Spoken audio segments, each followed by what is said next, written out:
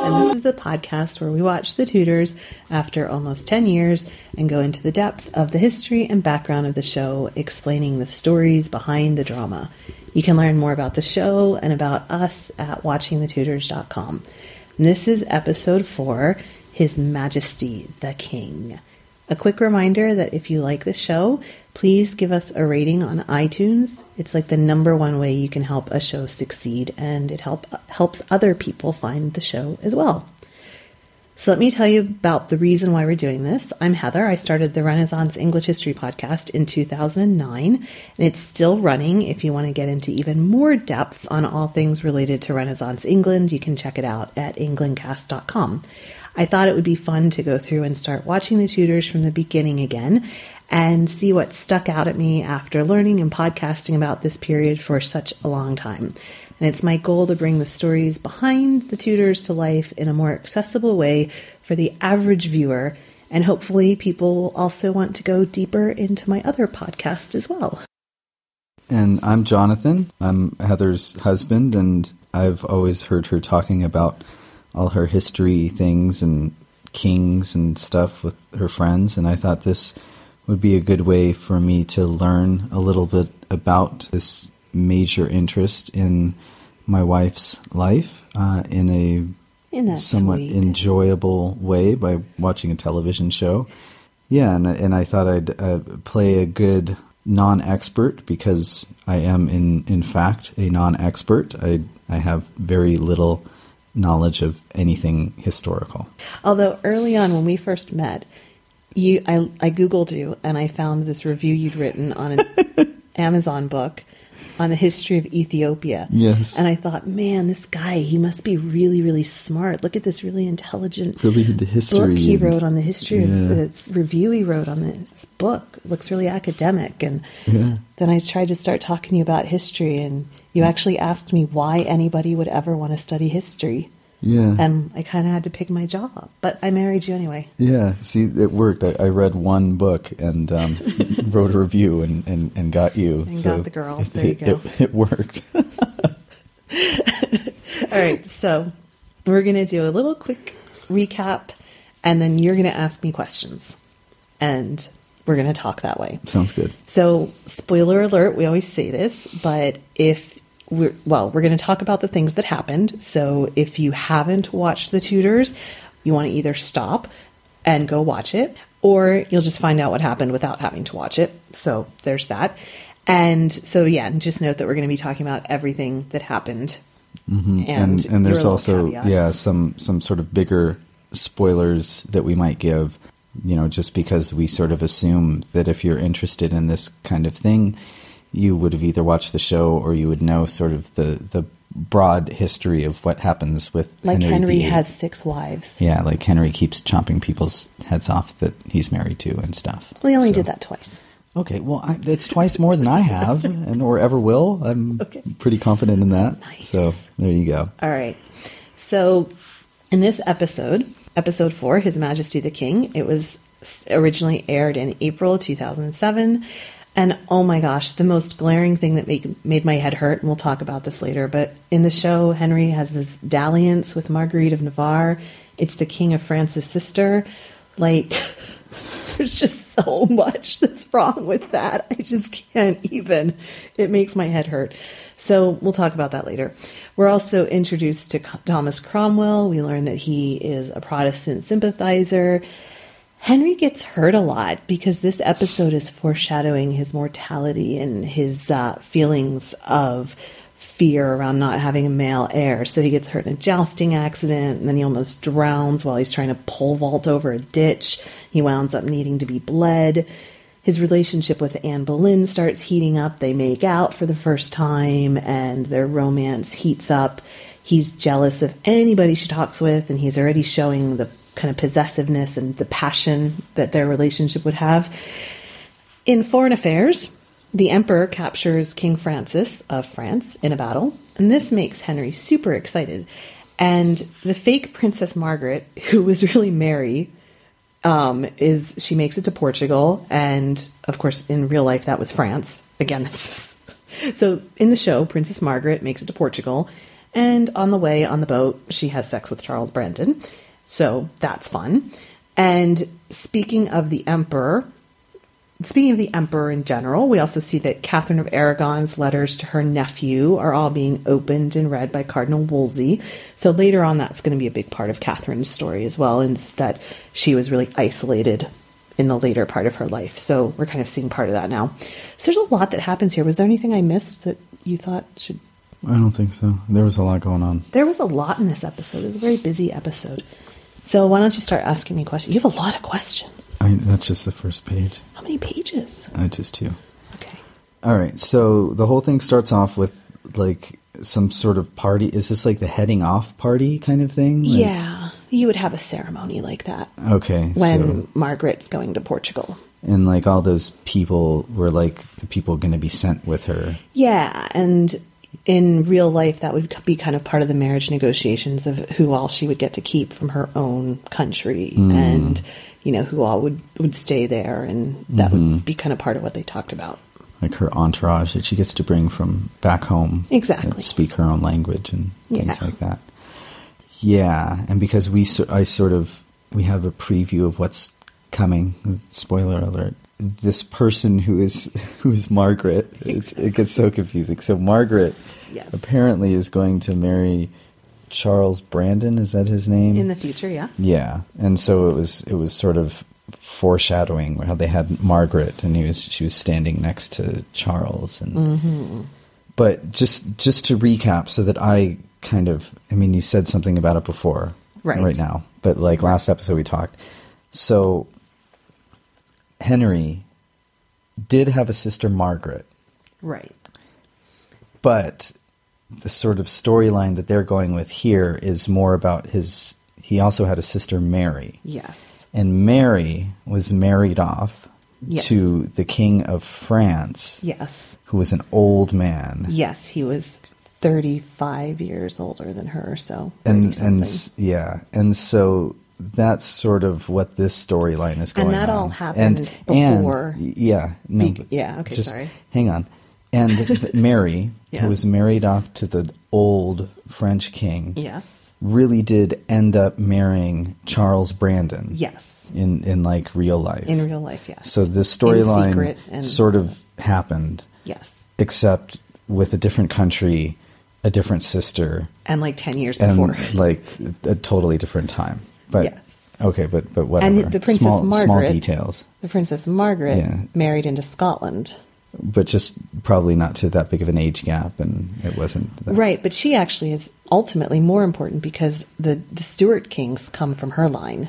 I just don't understand. I mean, this is a story to ask the writers of, but like, why not just say it was Mary? Like, why change it to Margaret? Yeah, because we haven't even seen Mary. Yeah, we haven't seen the Scottish one. Else. Margaret. Well, yeah, we haven't. But the other one. If they would have named her, yeah. Okay, we're just going to confuse everyone now. Yeah. Okay, all right. So that's that. They had the sending off party, and for Margaret, and that's good. Yes. So next, Henry got like the letter that Thomas More was reading or something from the Pope, who had given Henry the title Defender of the Faith. Yes. I think we mentioned this last episode, but this is like a real thing. Like the Pope named Henry the Defender of the Faith, and that was. Like, did that mean it was just sort of a nice thing to do? I mean, it didn't mean anything per se. It was just a nice title. It was just a nice title to give him. And then also Martin Luther, like, did he really talk smack about Henry for saying all that? Yeah, so Henry was awarded that title in 1521, October of 1521, and then in 1522, Luther wrote a tract called Against Henry, King of the English, and he talked smack about Henry, and then Thomas More responded to that. I see. Yes. So he didn't, beat around the bush, just sort of alluding to certain people. He said this is a letter to the King of England. Yeah, and you can actually, you can look at it. It's on Google Books, and it's in German. What is that, Latin? German? I guess that's Latin. And, it's specifically about... So if you speak Latin... Right? And if you can read this font... Yeah, so you can actually read That's wild. his response. Yeah. Yeah. Yeah. I mean, I guess Martin Luther seemed to kind of have some guts. I mean, going against, like, the holy, or, like, you know, the whole Well, I think it's interesting church, because... and then talking bad about kings who have a penchant to kill everyone. There were people who had done it. Like, there was the whole movement in England, the Lollards. And so I think we look at Luther and say that was seminal, but I think he was kind of the pinnacle or whatever of this whole kind of brewing movement that had been going on a long time. And actually, with Martin Luther, the Roman Catholic Church had just started another round of selling indulgences, like several years before he wrote that. So he was writing specifically in response to this round of indulgences. So he didn't invent this idea. No. He just sort of became the poster child for it. Yes. Yeah. Yeah. Good stuff. And people, the mood was ripe for it. And he was in kind of one of those good ideas at the right time, right place in history. Right place, right time. Yeah. Bad haircut. Exactly. Okay, next, they're on the ship, and they're getting ready to sail off. Yes. The princess. Yeah, and Brandon. We'll just call her Margaret for now. I'm just going to let her go. Yeah, we're going to go with what she is in this story. So, this is a really stupid question, and I think I know the answer. Well, I know the answer to this, but just... Give it to me. Okay. Like because England is an island. Right. Like if you wanted to go to Portugal, you'd have to use a ship. Yes. Okay. Yeah. So I told you it's a stupid question. You could sail, to start with, if you wanted to take a land route, you could sail across to France or to the Low Countries and then head down. But you'd have to cross the Pyrenees, which is kind of a bitch. Okay, well, so, it's a silly question. The quickest way was to go in a ship. Yeah, I see. Because, any kind of travel wasn't very, especially with all those people. If you're sending, like, 2 people, you could just kind of send them on a small ship and then, like, put them on a horse or something. I don't know. Bring me a horse. All right. Well, I told you. So the next question... Is this another one involving boats? No, okay. Ships. See, all right. Yeah, there's a distinction there. Okay. It's about the church scene. The little, like, they had kind of like private mass for the chapel. king and the queen and the chapel. Sure. And Wolsey was like, what was that? Did they have private mass kind of thing? Yeah, there was like Henry VIII had built up the Chapel Royal, and you would have, one thing at this time, this is why this goes into the tangent on choral music that I could talk about for a long time, but one of the reasons why choral music in England is so unique is that it was the practice for people to found these sorts of colleges and chapels where they would have a choir that would sing masses for the soul of whoever it was. So like if you were a high-ranking nobleman, you would found a chapel or a college and have people sing masses for your soul after you died. So the king wouldn't go to church with the average people. So he would have his own private chapel royal, and even noble people often had their own, and there were still private or public churches, especially if you were around colleges and things that you would probably be able to get into. But in general, fancy people didn't go to church with non-fancy people. Okay. Especially the king. Interesting. Private church, that seems odd to me, but whatever. Lots of this stuff seems odd. And then they brought in, so the next scene, like a girl, they were announced Anne Clippert or whatever, and he got excited because he thought it was Anne Boleyn, but it was... So, but she was delivering a letter from Anne Boleyn. Right. And Anne Boleyn sent back the jewels and said, like, oh, these aren't good, I'm not good enough for these. I'm going to return to my home. Like, was she, like, did that happen? Like, yeah. At least as far as her leaving court and going back home and... Yeah, and she returned jewels. She did that kind of thing. And so she was just really, like, playing hard to get, like...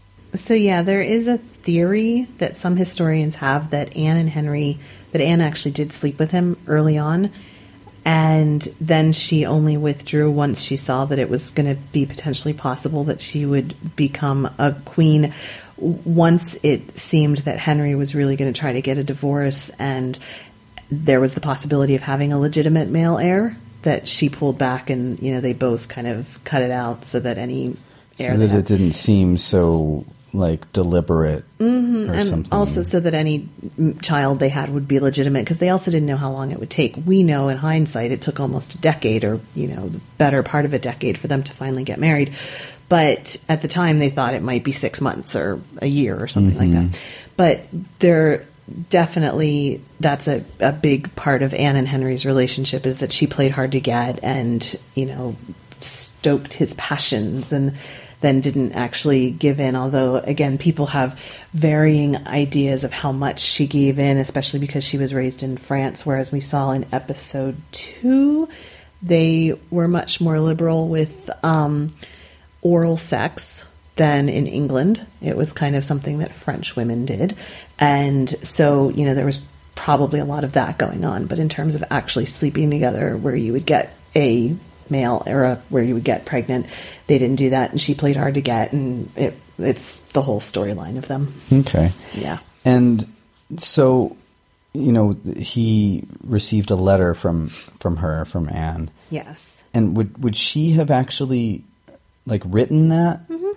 So she knew how to write, royal, not royalty, but higher class people back then knew how to write. Yeah, yeah. I guess it was just sort of the common folk wouldn't.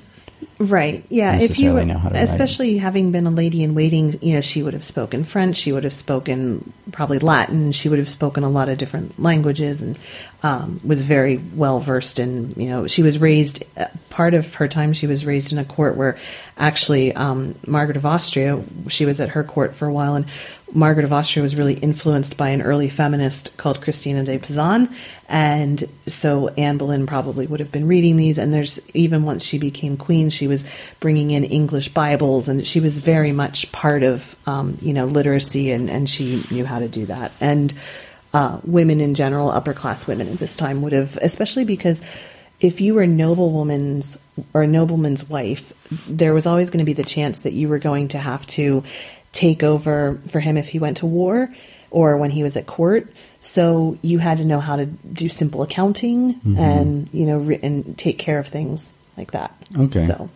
So next we see the introduction. Is it Thomas Cromwell? Thomas Cromwell. We see the introduction of Thomas Cromwell. Yes. And I have heard of this name, Thomas Cromwell. I don't know if I've heard that just in the world or because I've been married to you for so long. But who is Thomas Cromwell, a short version? Thomas Cromwell is responsible for the dissolution of the monasteries. Thomas Cromwell was a lower class, similar to Thomas Wolsey, and he rose because he was clever. He was a barrister. He was a very clever man. Barrister means like a lawyer? And actually, I don't know for sure that he was, so we'll... Well, it said that later. Okay. Yeah, he was very, very clever and man very similar to Wolsey, and he was Wolsey's right-hand man for a long time, and then when Wolsey fell, Cromwell... He stepped in. Kind of stepped in. Yeah, and he was sadly in the same position as Wolsey, in which later on he was going to have got his power through Henry, and we'll see him later on a lot, so we don't have to talk about that now. But he was most famous for, after Henry broke from Rome, he went and systematically went through to every monastery in the country and dissolved them and took the riches for Henry. And so he made Henry very, very rich. He took all of that church land and the money, and he also he was a Protestant, and we see that in the show, and he was very critical of, at this time, churches, they would say that they had a vial of Jesus's blood, or there was one place that said they had Mary's breast milk, and all this, and they would charge people, to go look at that or kiss it or whatever, and people would do this, and they thought it was going to work miracles, and Cromwell was very much against that. He hated seeing that. And so he really took a vengeance on some of these places when he was dissolving them. And he said something there was some kind of quote that he said where, if you took every piece of the true cross that's in England and put it on a pile, you'd have like 5,000. Exactly. Yeah. And so that's what he's most remembered for. And I'm assuming that if people have listened to this, they know about Wolf Hall, but there's the fabulous books by Hilary Mantel, and then the TV show that's based off of that goes into Cromwell's character. And, there's a lot of debate specifically over how it makes Thomas More look, because Thomas More comes off looking very bad in the show and in the books. But, it's an interesting portrayal of Cromwell for people who want to kind of dig into his psyche in a historical fiction sort of way. It's called Wolf Hall. Wolf Hall. And it won the Man Booker Prize. And then... This is all just over my head, this last bit. When I read Wolf Hall, I'd had it on my Kindle for a long time. And I'm always going to associate it with when we first had Hannah. It was the book that I started reading in midnight feedings. And it's funny because it's like such a blur to me, because it's like I read it in the middle of the night at like 3 o'clock in the morning in little snippets of 15 minutes here and there. And it's a wonderful piece of fiction if you take it not as gospel about Thomas Cromwell. But it's done a lot to raise his profile. People have become very interested. Mostly when people hear Cromwell, they think of Oliver Cromwell, who is 100 years later the protectorate during the English Civil War. Okay, see, that's... Yeah, I think that's that must have been who you. Yeah. I think I know Oliver Cromwell. Okay, sorry. So we can. Yeah. So Thomas Cromwell is 100 years before then, and then I guess just because it begins with a C, and like I get those confused with Winston Churchill. I mean, this is my historical knowledge. Yeah. So Winston Churchill's like World War II, my friend. Is that like a different time? You gotta stop. Okay, I'll just stop. You gotta stop. All right. You gotta stop. Go on to your next question. I can't handle it. So, next, I don't remember what scene this was, but it was when Wolsey was just in there, do you want this? And he says yes, and do you want this? Yes, whatever. So Wolsey kind of controlled Parliament too. He just kind of had his hands in everything. Yeah, we talked about that in the first episode, that just Henry, especially when he was very young. See, I think this kind of compresses time a little bit too. But when Henry was very young and 19, 20 years old as a kid, he didn't want to deal with this kind of stuff, and he was just like, all right, whatever, hand it to Wolsey. And by this point now, 15 years later, he's become a huge person. Yeah, had a lot of influence. Yeah. I really knew how to pull everyone's strings. Interesting. And he talked about, he'd be able to get support for going against France. Yes. And the king said, well, of course you would. And did everyone at that time hate France, or was it just the king, or was it like half and half, or what? I think Henry still had that idea. There was the 100 Years' War, and there were still nobles in in England, who had claims to land in France that they had kept. We talked about that once with the 100 Years' War. And so, in general, war with France was always a good idea. When in doubt, go to war with France. Okay, so it was sort of, he wasn't the only one feeling like, sure, let's just go to war with France. I mean, there were people like Wolsey himself had been pulling for the French peace, and later on Anne Boleyn, when she became queen and when she had more influence with Henry, she would pull for a French alliance. And so there were people, but in general, English people in general enjoy war with France. Okay, cool. Well, not necessarily cool, but yeah, I get it. Okay, and then this part, the thorn in your side, or whatever. Oh my God, Princess Marguerite of Navarre. Oh, is God, that what it is? Yes. So she didn't necessarily show up and sleep with Henry. Okay, so can I just tell you what is so wrong with that on so many levels? Go on. The first thing is a princess would guard her chastity or her, whatever, especially if she was the sister of the King of France. I mean, you just wouldn't. You just wouldn't. That's just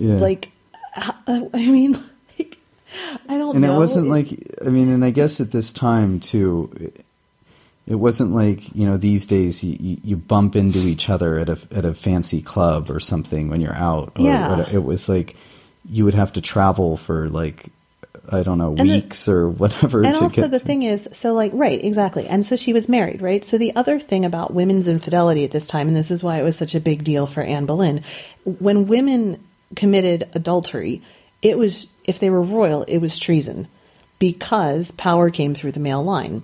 So this is a whole big thing about power going, the patriarchy versus the matriarchy. Yeah. But, if say Henry got her pregnant, right?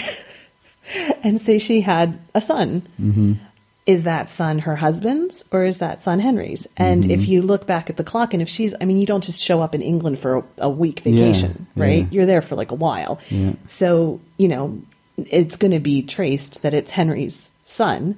And then Henry VIII is going to have a claim like Henry VIII's son. Oh, okay. Yeah. So how messy would that be? That would be messy. Yeah. So while Henry, to start with, also Marguerite of Navarre never actually went to the English court that I know of. And she was also a humanist. And also at the same time that later on they allude to Charles having captured Francis, the King of France. Marguerite was his sister. And when he was captured, she was actually going back and forth to Spain to negotiate his release. Yeah. So she was a very powerful woman. And, she was a very modern woman and she had a lot of power and intelligence and all of that kind of stuff. So even if she had been in England, she would have appreciated the risks to her kingdom if she had become pregnant by the King of England. So it's all just pretty silly, this part. Yeah. Okay. Oh, yeah. It's just, I don't even know what they're doing with that. All right. Yeah. And I feel like I'm noticing a pattern. Yes. Just with the show, or like there was there wasn't much skin in this episode. So maybe it's like every odd episode has skin. I don't know. Yeah, every other one. Yeah. So interesting. There was just fun sound effects from outside the doors. All right. Leonardo da Vinci was a guest of Marguerite of Navarre. That's how much of a humanist and like supporter of the arts. She doesn't sound like the kind of person who'd just go sleeping around with other kings for fun. No, and like I'm kind of offended on Marguerite of Navarre's behalf. On her behalf, you're offended that they would include her in this that they would portray her in this. I mean, she was like an amazing woman. She wrote and she was. It's like having Mother Teresa like show up and okay. I mean, she wasn't quite that good, but whatever. It just. All right. So next, we're back on the boat, on the ship. I'm on a boat. Yes, we're back on the ship, and they're talking. They're having the card match next door loudly to the princess. Right. And he says something about a knave for the queen or whatever. What does knave mean? I don't know what that knave means. Is just like you churl, you knave. It's just a term of... You churl? What the hell? Is it like a churro? No, it's not a churro. I don't know these words you're saying. Churl, like a dog. Churl. C-H-U-R-L. So just like churl. A guy. It's just like, a knave is like a low-born, like, this knave. Okay. Yes. So like, okay. All right. You're nothing but a dirty knave. I'm so offended. I'm going to look up a swearing and a Tudor swear, because I'm sure there's like some fun ways to swear with the word knave. All right. So then they're talking Norfolk and... There's actually a book, The Encyclopedia of Swearing, the Social History of Oaths, Profanity, and Foul Language. There's a lot on knave. Wow. Cool. Yeah, sorry, go on. So, Norfolk and Boleyn, Dad... Yes. We're talking about Wolsey and sort of saying how much they don't like him and did you hear about this and did you hear about that? Yes. So did Wolsey actually appoint himself the Bishop of Winchester? Sure, yes. That's good times. Why not just fill the position with yourself? Huh? You know? I'm as good a candidate as anyone. And he like appointed himself. I mean, you'd think that would there'd be a law against it. But I mean, I guess they didn't worry about this kind of thing back then. And then also, they said he started Oxford School or something, like he started Oxford College or what? He started Christ College in Oxford. So Oxford is a university like Cambridge made up of colleges. So okay. He started a college in Oxford. So just in case there's other people who don't like know all this stuff like me, because I'm not, like, I went to San Diego State University. Right. And we had, like in my mind, it's just like one school, like San Diego State, like it's just a school. But we had like the College of Arts and Letters and the College of Engineering and the College of whatever, other things. Mm-hmm. That was the official title. The official College of Other Things. Yeah, the College of Humanities. It's like whatever. I took math for liberal arts majors. It was like pretty much called that. So you had a College of Other Things. Yeah, absolutely. Okay. We had a College of Partying at San Diego State. So, but in like quote unquote real universities, or I mean, not to say that San Diego State isn't a real university, but like Cambridge, for example, when I visited there with you, and it was very pretty. Yes. I suggest anyone who goes to England to visit Cambridge. It's a beautiful place. Yeah, so you can go punting where you drive around little boats using sticks. I actually lead history tours there, so people can go there with me if they like. I didn't actually mean to plug your tours, but yes, if you would like to tour England with a wonderful tour leader, contact Heather on her website. Plug. I get 5%. No, I'm just kidding.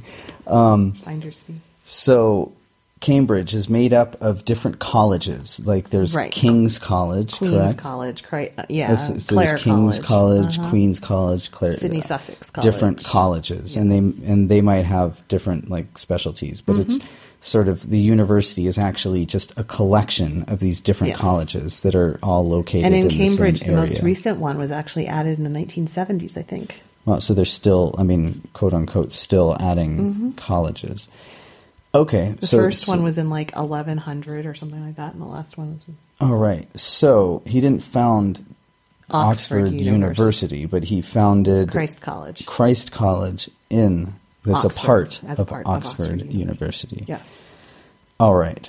So there you go. Just a little more understanding of universities for people. There you go. Yep. And he also had a personal foundation that he was sending money to.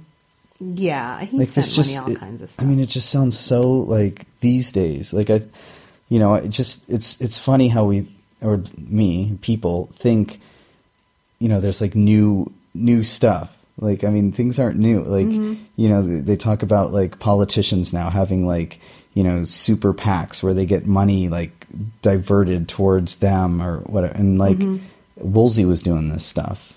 I mean, kind of like having his own personal foundation where he got money and so we don't need to get into modern day politics, but just funny to think that this has been going on for a long time. Yes. And he was taking money away from the privy purse. Yes. What is a privy purse? Sounds really funny to me. What is a privy It's just purse? like petty cash, the money at hand for the king. Okay, so like the royal coin bag, or whatever, and he was sort of pilfering. Yes, money? Yes. I don't know what that word means, but I used it correctly. And then I don't remember what scene this is in, but did Henry really love Thomas More? Someone was saying, he really loved. Yeah, that's right. He did. So he really relied on him, or he loved him, and that's why when he killed him, it was just such a crazy. And he killed him. Yeah. Jesus, these people. Yeah, no, they were, and Thomas More knew Henry when he was a child. So Thomas More actually took Erasmus to see. There's a story of Thomas More taking Erasmus to see Henry when Henry was like 10, when Arthur was still alive, I think. When he was anyway, he was very, very young. And Erasmus and Thomas More both talked about the precocious Prince Henry and blah blah blah blah blah. So Henry knew Thomas More all of his life, and then what a jerk. Yeah, it's like, I love you so much. You're like a huge part of my life. I'm gonna like chop your head off. Yeah, dude. Yep. Yeah. Why these people? All right. And then there was the poet guy, Wyatt, and he asked if he liked Anne. And we talked a little bit about, we don't know that they were necessarily involved, but he was an actual poet at the time. Yeah. And he likely, I think we said last time, the short answer is he likely loved her more than she. Yeah. And do you know what's his full name? Thomas Wyatt. Of course it's Thomas. Right. Everyone's named Thomas. And on to the next Thomas. Thomas Tallis was in the next scene, and he had the girls come up, and I'm not saying that happened, but like, do you have any speculation as to whether he would have sort of had rock star status from being I really wouldn't think so. I mean, I wouldn't think so either, but I mean, it just seems like everyone wants to sleep with everyone in this show. Yeah. So. And the one thing is that, choristers, choir people, and composers were fought after because there was this competition like between Henry and Wolsey and stuff like that to have the best choir and to have like choristers that could sing the hardest music and blah, blah, blah, blah, blah. But I don't know that your average chick at court would go after Thomas Tallis. I don't even know that Thomas Tallis would be there at a part. I mean, I don't know that he would have had that kind of status to be there, like that he would be at home writing songs. Or I mean, I suppose he would have been able to. I think he would have been more involved in like the musical production that was going on because they had dancing. It's like I think if he was going to be there, it would have been at the bar. Yeah, he would have been there in a professional. Okay. manner. So then the man comes in breathless with his message for the king about the emperor's victory at Pavia? Pavia, yeah. Pavia? Where? It's Italy. Pavia is in Italy. Yeah. Okay. Well, and that happened. That was a thing. Yes. Yeah, it was a war that France had in Italy. It was called the 4 Years' War. And the army was like it was what they were said. in northern. They kind of got destroyed, and they really captured. They captured the French king, and Marguerite of Navarre went to negotiate his release and his captivity and everything like that. And so I was wondering, like, was France? So just a little bit about this war or whatever in Italy, like who was fighting who? I guess because like the emperor is Spanish, but was he fighting on behalf of? Like, I'm just confused. Was he fighting on behalf of Spain or on behalf of the Roman Empire? And who was he fighting like against? It's basically they were trying to... Or is this just like a whole hour-long podcast on its own? Yeah, no, it's a whole thing. But they were trying to establish who was going to be the ruler of the Italian states. Italy wasn't a country the way England was. The way we think about it now. It was the Italian states, and it was going to be who was going to have the most influence in the Italian states. And France did have some land in the northern parts of Italy, and that was like land that they had by the Alps and stuff like that. But the Habsburgs, which was the emperor's family, also, that's close to their land as well. So there was they were just both sort of trying to get their feet in the door of Italy or whatever you want to call it. Yeah, and it's a whole... The Italian states. So. I'm like, I can't speak to the Italian wars, but but that's a whole big... Yes. All right. Yes. Well, you answered my question, so that's cool. So it's really not a question. It's just like my own commentary, opinion. Okay. That like joust scene with Henry getting hit in the face was really weird. And I guess I was just setting up like his like vulnerability. Like I just thought that was really weird. Like I didn't understand. Like it seemed like really contrived. Like he didn't put down his mask and then he like hits the other guy in the face and no question, that was just kind of odd. So there you go. So the secretary was the Cromwell was made the secretary by Wolsey, and the king said, "Okay, that's great. I don't care." Who's the secretary? Like, what did he was just like another person that was around. Like, okay. And Sir Anthony Nivert? Nivert? Is he a real person? He was actually based on a friend of Henry's that he died in 1512, and he was one of these kind of young guys that Henry would hang out with when he was first there, like this group of these young guys, and he participated in jousts and pageants and stuff like that. And he died when the regent, it was that thing I told you about last time with the Navy, when the gunpowder exploded. It was like in the Bay of Biscay or something. It was somewhere, one of these bays outside France, and there was a gunpowder explosion on the wrong ship. And anyway, he died in this battle. Okay, so that guy was kind of somewhat based on a historically correct figure. And then Sir William Compton was the other guy who carried the tree. Yes. He's a real person as well. Yeah, he was later as well. So he was born around the same time as Knivet, so he was about the same age, and he died in 1528. And so he was another friend of Henry's that was a prominent guy at court. Okay. Yeah. All right. So then there was the shot of the people in the Protestants. Yes. And Cromwell was there. He was. So this is just like, this is kind of blowing my mind, because like he's like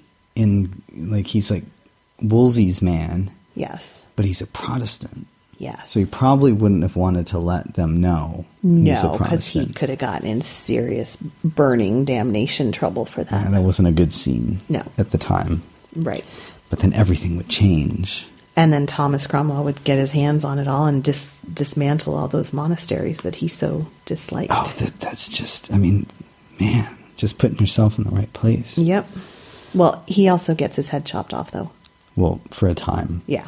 I mean, doesn't everyone get their head chopped off? Everybody in Tudor England got their head chopped off. Pretty much. Did Henry get it? Henry didn't get his head chopped off. No, he just died. Yeah. Okay. So then Anne Boleyn comes back to court, and that like happened, I guess, because she ended up. She would go back and forth. Hever Castle is in Kent. It was close. She could. Okay, so she wasn't going off to like France or something. No. She was just traveling down the road. Well, yeah, more than down the road. All right, and then we went to Portugal. Mm-hmm. Just really, like, there was really. I mean, I guess we talked about this earlier. Yeah. So there really was a young princess married to like really old man. She was like 19 or 20, and he was like 53, 54, 55. Yeah. Which was really old for back then, huh? Yeah. Jeez, 19 and 53. That's like not cute. No. Poor girl. And then there was really love letters between Henry and Anne. I mean, you've alluded to this, but I mean, that was like a thing. And like he would write her letters. And it just seems so like, I mean, it almost seems like made up. I mean, like, but wow. I mean, that's how we know so much about their relationship. And that's why they made like a show about it. Because like other kings didn't write love letters to like young women who wrote it back, and they had these long things. They just said, "Hey, you, come here." And certainly not before this time. I mean, I think there were, there's stories of, there's other really great stories throughout English history that shows could be made about Eleanor of Aquitaine and, the Prince John and King Richard and the Crusades and that whole period. She was their mother. And, that could have been a story, but there just aren't the records. But these with like this, exist. we have these. Yeah. So they don't have, all of them. They're not complete, but there's enough to piece together a story. So there are like, I mean, are any of them like in museums or anything? Yeah. So like you could go see like a love letter from Henry to Anne. Yeah. That's so cool. Yeah. Like I kind of get why you like this history stuff. Yeah. That's like pretty neat. Yeah, and I mean, they're amazing stories. Like, I mean, the story of Eleanor of Aquitaine married to Henry II in the 12th century is, and then also there's another story, Edward III. The whole Lancastrian line descends from his marriage to Catherine Swynford. Catherine Swynford had been his longtime mistress, long time, 20 years. And they finally were able to get married when John of Gaunt's wife died, and then he married her. And it's like such a beautiful love story that through this whole time they were just in love. And there's, I don't know what all went through their minds and what kind of things they went back and forth, but it was a long, long, long love story, and that's where the Lancastrian line descends from, and that's where the Tudors, are descended from, and it's just there aren't the letters, there aren't any kind of artifacts, and there's these stories that would be really great stories. We just have little snippets of them. Did Camilla ever write love letters to Prince? We have those phone calls, right? I remember that. I literally have no idea. I'm just amazed I knew that. Okay, no, somebody tapped their calls. Yeah, and that was when Prince Charles said he wished he could be her tampon because he wanted to be inside her all the time. Oh God, I'm sorry I brought that up. Are you traumatized? Yes. It's actually kind of a sweet sentiment, I suppose. No, okay. No. I understand what he's getting at. He's not the smoothest. I understand what he's getting at, but it's not the best execution. Let's move on, please. Yes. Next questions. Oh. Okay. Ew. On to, just, that set the scene for the bed. What was that bed scene?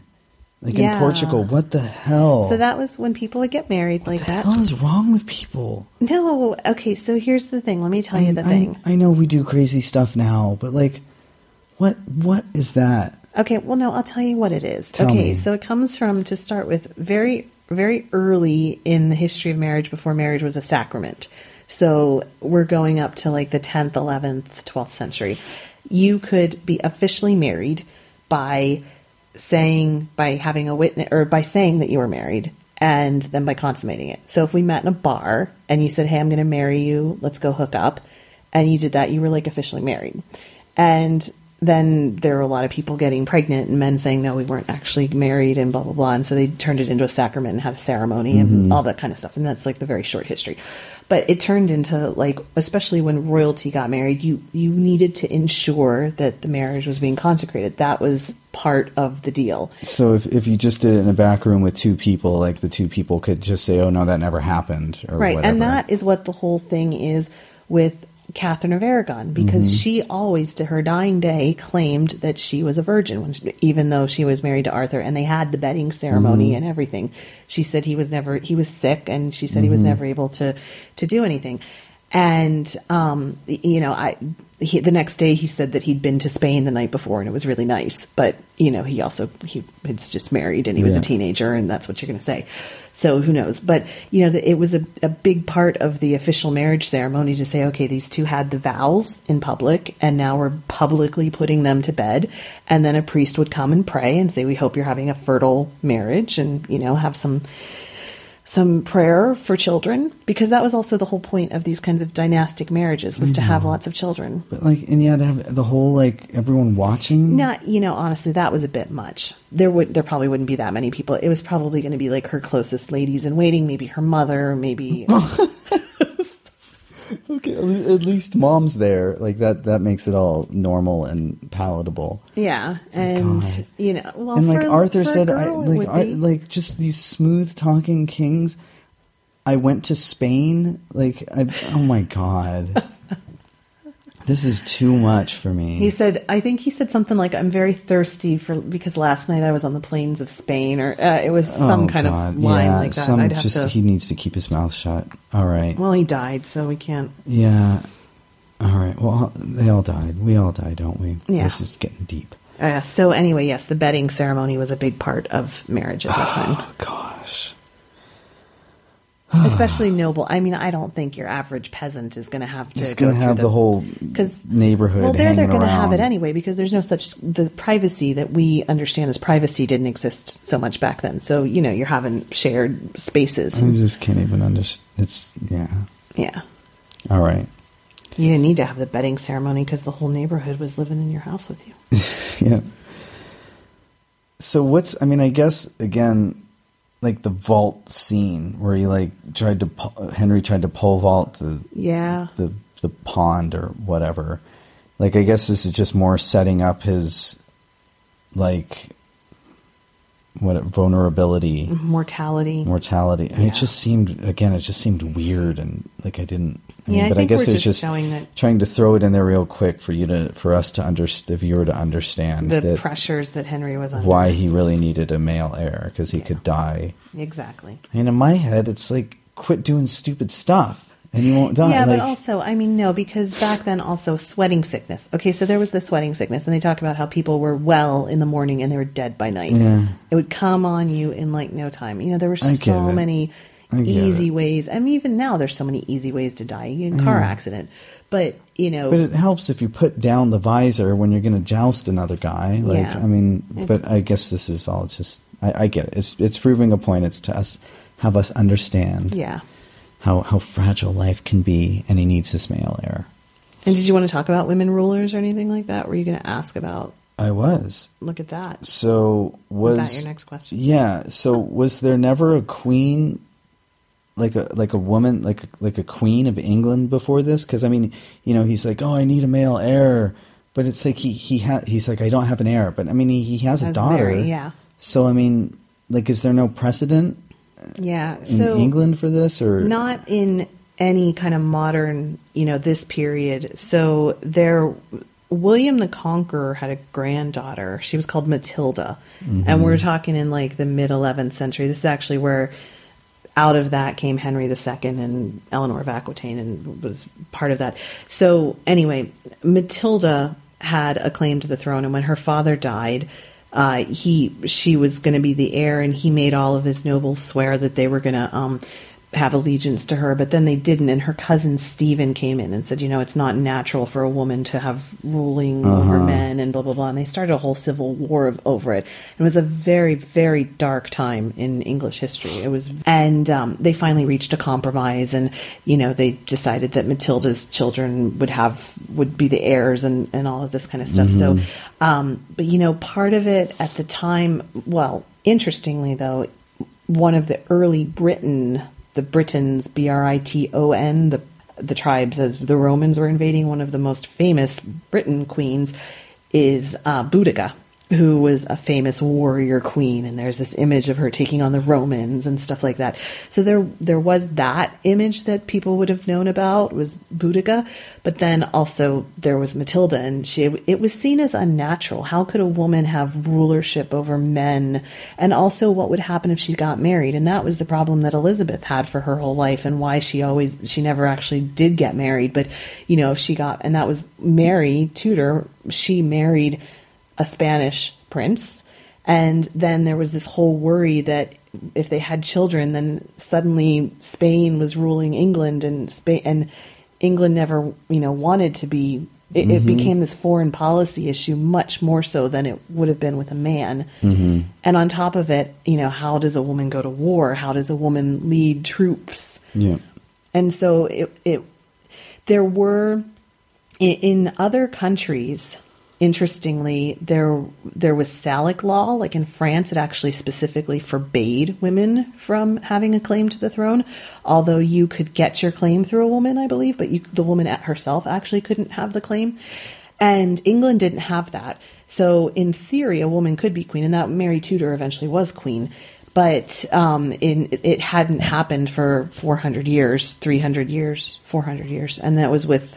a totally different time. Yeah, and we look back and say, well, it was still old. But, if you think about our history, 400 years from now, like before, is like a really long time ago. Yeah. the United States didn't exist. Yeah. Yeah, so he could look back and say, well, the last time we tried to have a queen, it was with Matilda, and it was this hard. Like, people still remembered that and knew it was a famous time, in their history that they would have known about. So, and there was other women leaders in the world. Just for example, Isabel of Spain. Yes. So she was a queen in her own right. And with that, it made it palatable for, she was able to maintain control because her kingdom was so much bigger than Aragon's. Than Ferdinand of Aragon. Mm-hmm. And so it wasn't as much of an issue. Whereas when she was sort of swallowing up his little territory versus him, and his powerful. Exactly. Okay.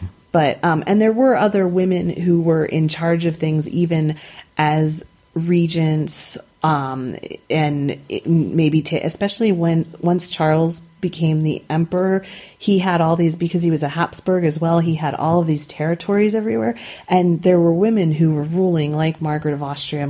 There were very powerful women throughout Europe who were ruling in the name of, but it was never like on their own. Mm-hmm.